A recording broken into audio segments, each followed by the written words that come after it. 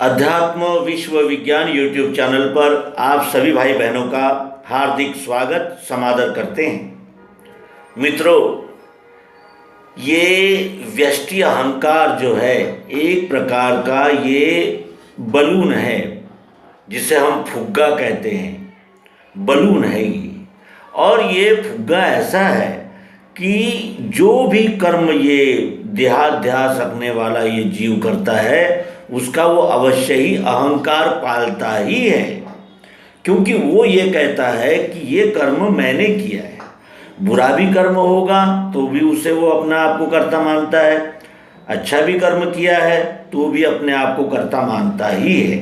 क्योंकि वो करता है इसलिए वो अपने आप को कर्ता मानता है, और अपने आप को कर्ता मानने से देह से तो यानी देहाभिमान तो आ ही जाता है, साथ ही मैं करता हूँ तो वो कर्तृत्व का अभिमान अंदर आ जाता है, और उससे हमें एक प्रकार का व्यक्तित्व प्राप्त होता है जो कि अध्यात्म विज्ञान में योग्य नहीं है। क्योंकि वह व्यक्तित्व ने ही तो जन्म धारण किया है, इन वासनाओं ने ही तो जन्म धारण किया है। सभी यानी व्यक्तित्वों को समष्टि परमात्मा में लय करना ये अध्यात्म विज्ञानियों का लक्ष्य है।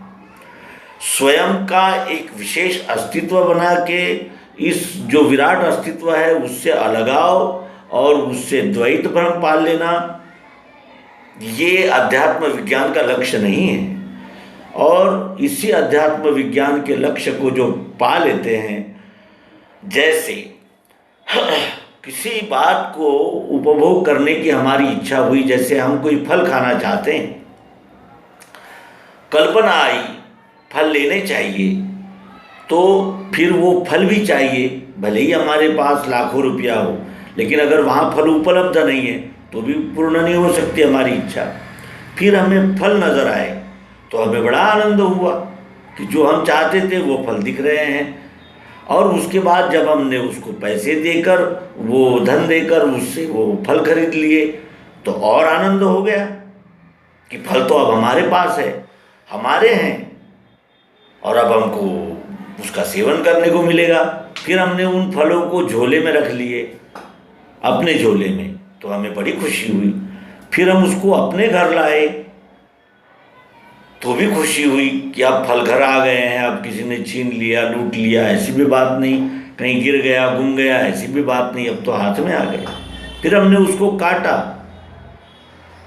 और खुशी हुई, बहुत आनंद हुआ, और फिर हमने उसको उठाकर मुंह से लगाया और सेवन किया तो क्या हुआ, परम आनंद हो गया। अब तक आनंद था, अब परम आनंद हो गया। तो कहने का आशय ये कि सर्वप्रथम मार्गस्थ होना ही तो आवश्यक है। बहुना जन्मना मन्ते ज्ञानवान माम प्रपद्यते वासुदेवा सर्वमिति स महात्मा सुदुर्लभा।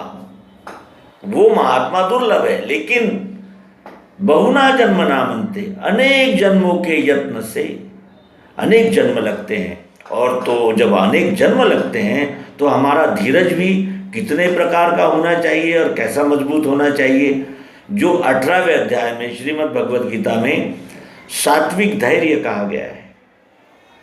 उस धैर्य की आवश्यकता है, लेकिन लक्ष्य क्या है? बूंद चाहती है सागर से मिलना, बूंद का लक्ष्य है सागर हो जाना। एक कण मिश्री का लक्ष्य क्या है? कि मैं उस विराट में मिल जाऊं, विराट हो जाऊं। क्यों? क्योंकि वो वही है, केवल एक नया एक व्यष्टि अहंकार निर्माण हो जाने से वो अपने आप को अलग मान रहा है। ये हमारा उद्देश्य है, और इस मंजिल तक लाने में जो सहायक होते हैं वो गुरु होते हैं, सद्गुरु होते हैं, जो सत का उपदेश करते हैं। सत और सद, इसमें अंतर है। सद क्या है? अच्छा, यानी कल्याणकारी, शुभ दिशा की ओर प्रेरित करने वाला। और सत क्या है? जो अखंडित है, सदैव है, सतत है, नित्य है, उसका प्रत्यक्ष यथार्थ परिचय कर देने वाले को सतगुरु कहते हैं। सद्गुरु और सद्गुरु।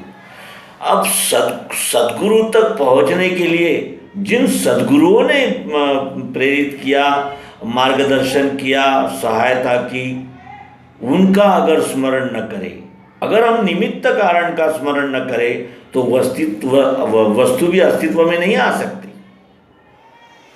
मटका है तो कुम्हार है, मिट्टी है तो मटका है, और मटका है तो कुम्हार है। ये त्रिपुटी में है, और इस त्रिपुटी में से एक भी पुट की कमी हो जाए तो कार्य नहीं हो सकता। इसलिए उन निमित्त गुरुओं का आज स्मरण करने का दिन है। आज हम अपने उन सद्गुरुओं को स्मरण करेंगे और सद्गुरु का भी स्मरण करेंगे। तो आइए शुरुआत करें। बचपन में जब पारिवारिक जिम्मेदारियां नहीं थी, शाला पूरी हो गई, पढ़ाई पूरी हो गई, शालेय पढ़ाई, तो उसके अंतर कुछ काम धाम करने का समय आया, तो एक ऐसे सद्गुरु से मुलाकात हुई कि जो स्वयं तो बहुत गरीब थे, उनका छोटा सा कारोबार था और उसमें भी उनको नौकर रखने का शौक था। उनके साथ जुड़ गए। वहाँ जो वो रुकी सुखी खाते थे वही हमको भी बड़े प्रेम से खिलाते थे, लेकिन उनसे हमें व्यवहार का पता चला। व्यवहार किसे कहते हैं, कैसे किया जाता है, और कोई किसी बात की प्रोडक्शन कैसे की जाती है, वितरण कैसे होता है, इस प्रकार का ज्ञान मिला। और इस अवसर पर उन्हें भी प्रणाम करते हैं। उनका अपने मुख से उनका श्री नाम लेते हैं, श्री मोहन सारवा, श्री मोहन विट्ठल सारवा। ये सबसे प्रथम गुरु रहे। उसके अनंतर गुरु तो मिलते ही रहे, और उसके अनंतर जो गुरु मिले वो अत्यंत महान पत्रकार, संपादक और एक यानी जिसे कहते हैं प्रतिष्ठित वर्तमान पत्र के संपादक, दैनिक तरुण भारत के संपादक श्री ज्ञानेश्वर वाघमारे। उन्होंने यानी जिसे कहते हैं कि राज्य राष्ट्र, इनकी रचना, इनका कार्य कैसे चलता है और किस तरह लोकसभा विधानसभा यानी इसमें कैसे कार्य होते हैं और जनता क्या चाहती है, आदि आदि प्रकार का इनसे वो ज्ञान मिला। उनका नाम श्री ज्ञानेश्वर वाघमारे। उसके अनंतर और एक सद्गुरु मिले। उन्होंने राजनीति और राजनीति का अनुभव और राजनीति के कार्य कैसे किए जाते हैं, किस तरह संगठन बनाया जाता है, किस तरह उस संगठन को चलाया जाता है और किस तरह अपने विचारों के प्रति मनुष्य को समर्पित होना चाहिए, ये श्री ज्ञानेश वाकुड़कर ये एक समाज कार्यकर्ता और एक राजनीतिक पक्ष के पदाधिकारी रह चुके हैं। फिर उसके अनंतर और आगे बढ़े तो फिर मुलाकात हुई श्री सुधाकर जोशी गुरु जी से मुलाकात हुई, जिनके साथ रहकर कुछ विकारों और कुछ नादानियों का पता चला, जिससे शुद्धता मिली। जैसे कुम्हार अंदर से चोट करता है, ऊपर से सहारा देता है, उस तरह मित्र बनकर आने वाले ये मेरे सद्गुरु, इन्होंने विकारों से और जो विचारधारा थी बिखरी हुई उसको संगठित करके यानी मार्गदर्शन दिया। उनका भी इस प्रसंग में स्मरण करते हैं श्री सुधाकर राव जोशी गुरु जी। फिर श्री भगवान दास जी चिमोटे, एक उत्कृष्ट सिने गीत गायक, इनसे गायन की शिक्षा मिली। जो कुछ भी गाते हैं, जो कुछ भी सुनाते हैं, जो कुछ भी स्वरों में होता है वो इन्हीं की महिमा है। श्री भगवान जी चिमोटे जो जा चुके हैं, ये सब चले गए, लेकिन ऐसा हृदय में स्थान बना गए। एक बार श्री सुधाकर राव जोशी गुरु जी से हमने शिष्यों ने बात की कि हम आपके जाने के बाद यहाँ एक सुंदर आपका स्टैचू बनाएंगे और वहाँ हम हर आपके जन्मतिथि और पुण्यतिथि को वहाँ एक उत्सव का आयोजन करेंगे और हम आपको याद करेंगे।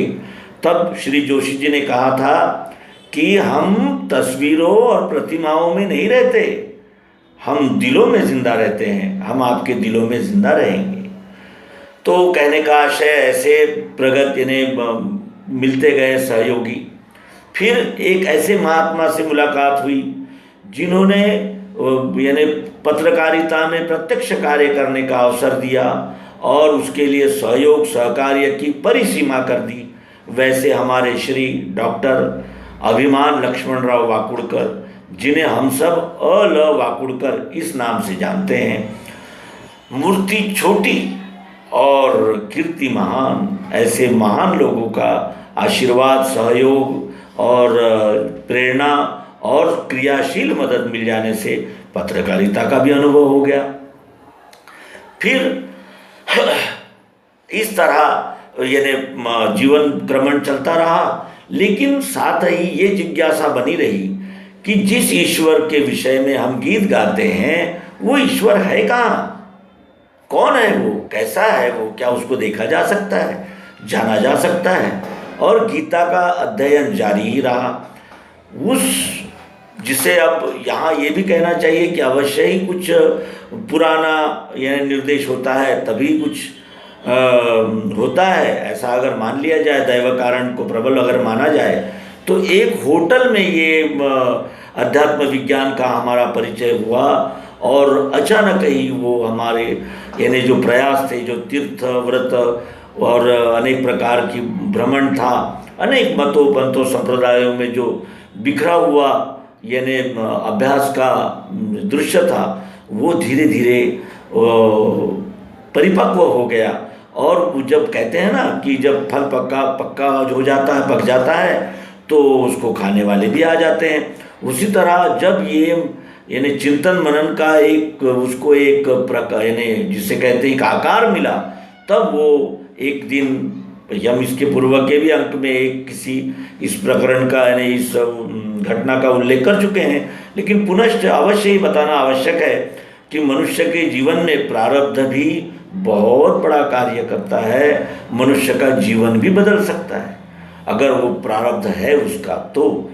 और अनायास ही एक होटल में हम गए, कुछ अल्पोपहार करने का मन था क्योंकि भूख भी लग रही थी और आगे बहुत सारे काम भी थे।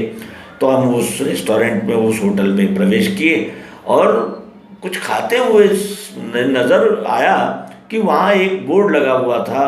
उस बोर्ड पे लिखा था, विश्वरूप परमात्मा का प्रत्यक्ष यथार्थ दर्शन सर्वांग योग सद्गुरु योग युक्ति द्वारा अल्प में लाभ होता है, धन खर्च नहीं होता। ये कौन सी अध्यात्म विद्या है? ये जानने की उत्सुकता से उस रेस्टोरेंट के मालिक से जब हमने प्रश्न किया, उनका नाम श्री गयाराम जी खालगोने, गयाराम जी खालगोने, ये एक प्रतिष्ठित राजनीतिक पार्टी के बहुत बड़े नेता और बैंक के एक संचालक भी हैं और हमारे परम मित्र और अत्यंत स्पष्ट वक्ता, सरल हृदय श्री गयाराम जी खालगोने। तो ये वहाँ ये होटल के मालिक भी थे, तो वो अचानक वहाँ थे और उन्होंने कहा कि भाई क्या बात है, आप क्या देख रहे हो? तो हमने कहा भाई ये विश्वरूप परमात्मा का प्रत्यक्ष यथार्थ दर्शन कौन कराता है? तो कहने लगे कि हम ही कराते हैं। बोले हमें कराओ। हमने कहा हमें कराओ। तो उन्होंने अपने एक मित्र से कहा जिनका नाम है गोविंद राम साहू, ये हमारा सद्गुरु स्थान, ये एक जिसे कहते हैं कि व्यावहारिक अध्यात्म जीवन जीने वाली मूर्ति, इनसे हमारा उन्होंने परिचय करा दिया। और श्री गोविंद जी कुंवर दादरा, इन्होंने हमें उपदेश किया अध्यात्म विज्ञान का, और वो उपदेश क्षर अक्षर पुरुषोत्तम। हमें तुरंत पता चल गया कि ये तो श्रीमद् भगवद गीता का है आप बता रहे हैं। तो उन्होंने कहा कि हाँ, ये गीता का ही सिद्धांत है, वो शब्दों में है, ये प्रत्यक्ष है। और उन्होंने वहाँ उस प्रयोग को करके दिखाया जो सर्वांग योग सद्गुरु योग युक्ति है, जिसे हमने आपके लिए प्रस्तुत किया है।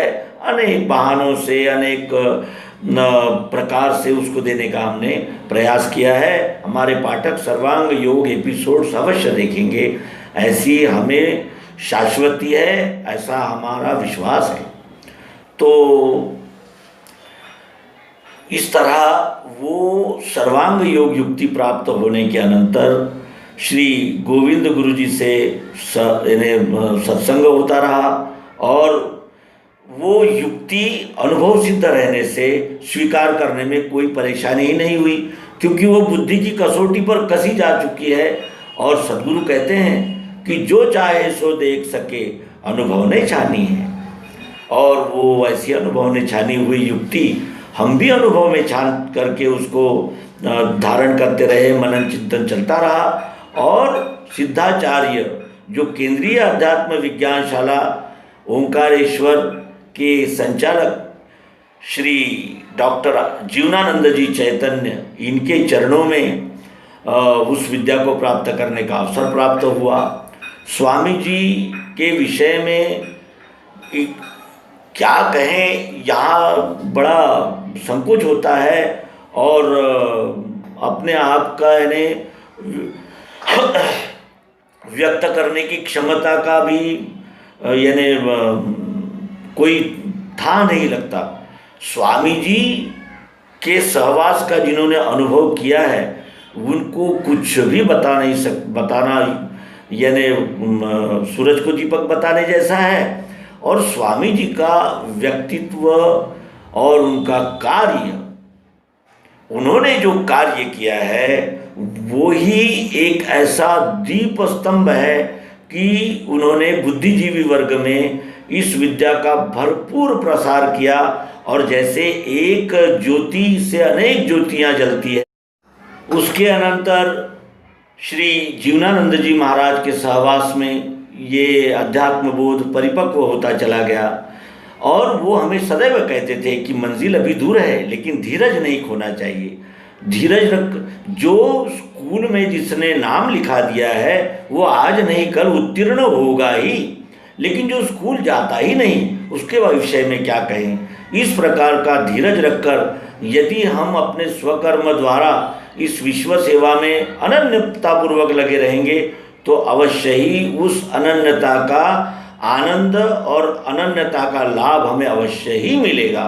ये शाश्वती देते हुए उनका अनुशासन और उनका पांडित्य, उनकी स्मृति, उनका संबोधन, ऐसे अनेक पहलुओं में वो अनेक पहलुओं के यानी संगम से वो व्यक्तित्व बना था। उनके विषय में उनके जीवन चरित्र को अवश्य ही हम आप सभी पाठकों के सामने प्रस्तुत करेंगे।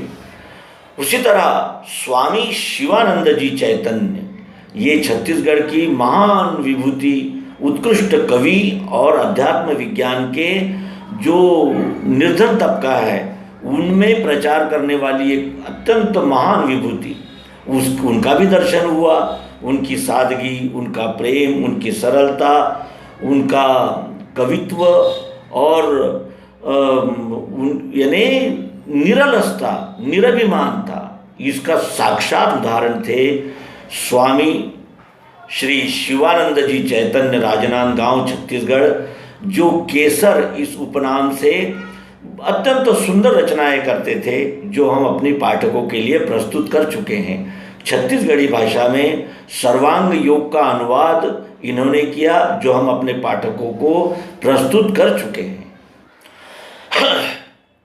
उसके अनंतर इन्हें कहने का आशय यह है कि जहाँ चाह वहाँ राह, और टर्निंग पॉइंट, जीवन के टर्निंग पॉइंट को ही शायद प्रारब्ध कहा जा सकता है। और प्रारब्ध से ही उस विश्वरूप परमात्मा की प्राप्ति हमें हुई, ऐसा हम मानते हैं। अब प्रयास तो शुरू थे, जिज्ञासा तो जागृत रखनी पड़ती है और उस जिज्ञासा को तृप्त करने के प्रयास करने ही पड़ते हैं, ये तो निश्चित है। अब यहाँ अध्यात्म विश्व विज्ञान यूट्यूब चैनल की स्थापना श्री स्वामी जीवनानंद जी चैतन्य, इन्होंने एक समय सभा में ये घोषणा की थी कि स्वानंद ये अध्यात्म विज्ञान का एक प्रचारक है और उस शब्दों से प्रेरणा पाकर अध्यात्म विश्व विज्ञान के सहयोग से या कहिए या माध्यम से सर्वांग योग आप तक पहुंचाने की हमारी ये कृति एक प्रयास है।